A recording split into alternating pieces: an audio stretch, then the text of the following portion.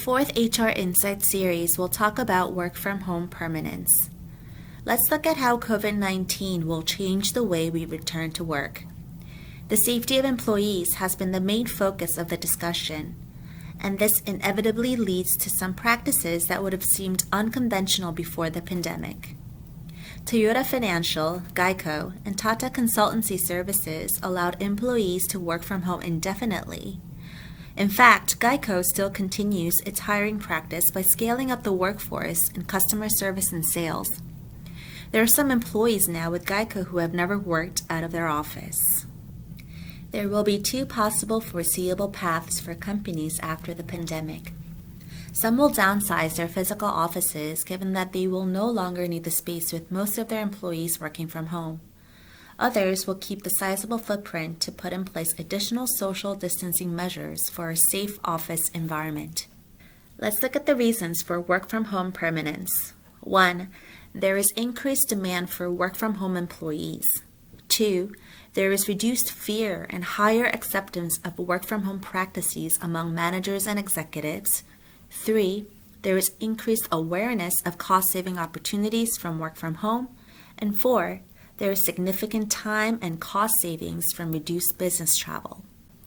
According to the April 16th survey by Get Abstract, a business publishing company, 43% of full-time American employees say that they want to and need to work remotely more often even after the economy reopens. There is reduced fear about work from home among managers and executives. Research shows that managers who have worked at home themselves are more likely to endorse it for others. 20% said their employer is actively discussing how they can make remote work much more of an option in the future. We also have significant cost-saving opportunities from work from home.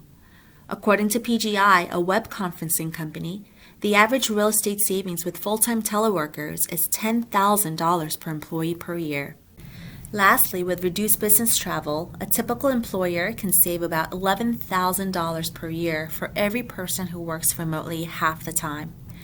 Global Workplace Analytics also found that employees save between $2,500 and $4,000 per year by working at home half the time.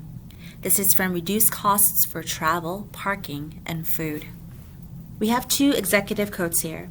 The CEO of Morgan Stanley said in a recent Bloomberg TV interview that they have proven they can operate with no footprint.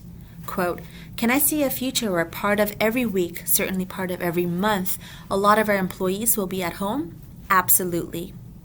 The CEO of Barclays also said putting thousands of workers in a corporate office building may never happen again. Quote, "There will be a long-term adjustment in how we think about our location strategy.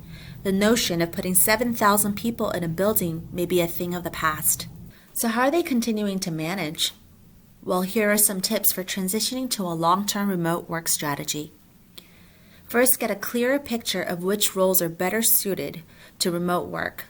This will allow for greater productivity. An employee's day-to-day work often goes beyond a standard job description.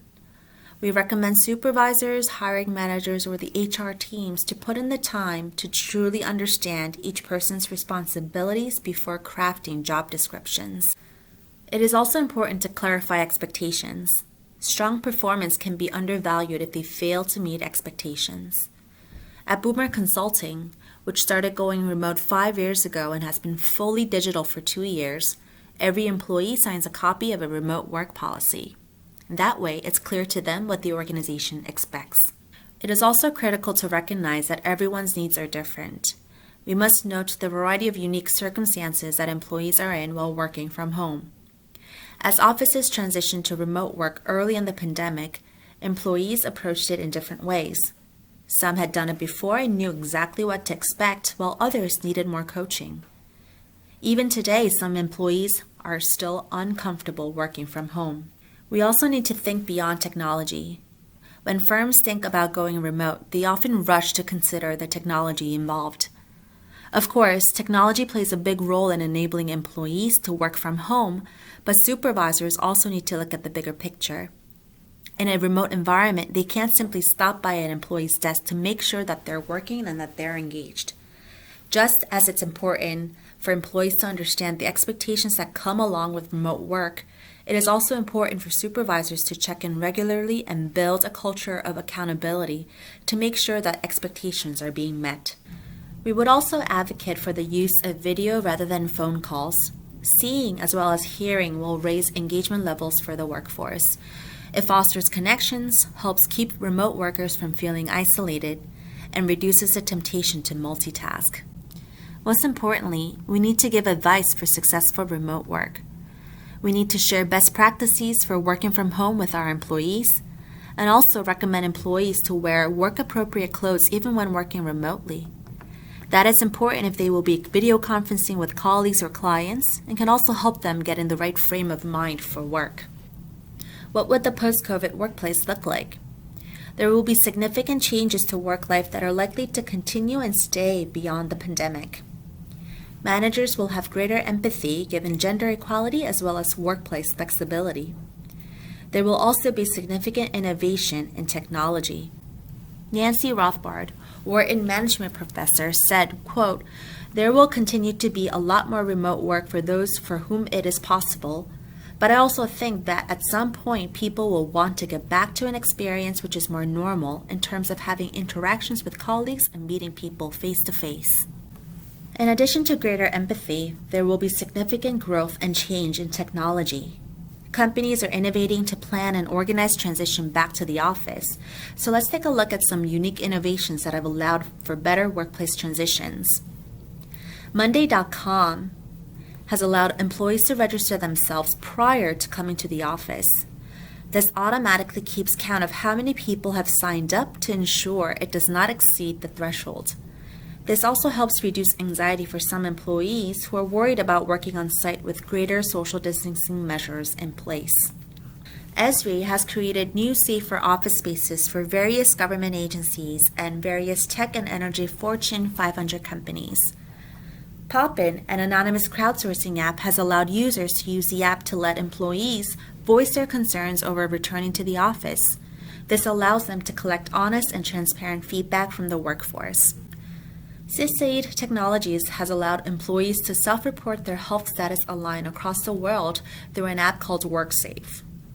Lastly, Salesforce and Siemens have partnered for a new touch-free technology for the workplace. This includes mobile boarding passes that trace employees accessing office buildings and elevators, as well as occupancy management systems that allow reservation of conference rooms and desks.